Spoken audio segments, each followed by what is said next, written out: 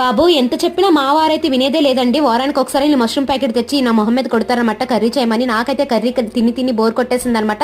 ఇంకేదైనా డిఫరెంట్ గా ట్రై చేద్దామని యూట్యూబ్ లో చూసేసి మష్రూమ్ 65 అయితే ట్రై చేశాను. చాలా చాలా టేస్టీగా ఉందన్నమాట. చికెన్ కంటే అంత బాగుంది. మీ అందరికీ కూడా బాగా నచ్చుతుంది. నెక్స్ట్ టైం ట్రై చేస్తే మాత్రం కామెంట్ సెక్షన్ లో కామెంట్ మాత్రం చేయడం మర్చిపోకండి. ప్రాసెస్ లోకి అయితే వెళ్ళిపోదాం. మష్రూమ్స్ ని బాగా క్లీన్ చేసేసి చిన్న చిన్న పీసెస్ లా కట్ చేసేసుకోవాలి. ఒక బాణీలోకి 3 టేబుల్ స్పూన్లు బియ్యం పిండి, 2 టేబుల్ స్పూన్లు శనగపిండి, 2 టేబుల్ స్పూన్లు కార్న్ ఫ్లోర్ వేసేసుకొని కారం, ఉప్పు, గరం మసాలా, చికెన్ మసాలా, అల్లం వెల్లుల్లి పేస్ట్ కొంచెం వేసేసుకోండి. అందులోని పెరుగు, కొంచెం నిమ్మరసం వేసేసుకొని ఫుడ్ కలర్ ఆప్షనల్, మీకు నచ్చితే వేసేసుకోండి.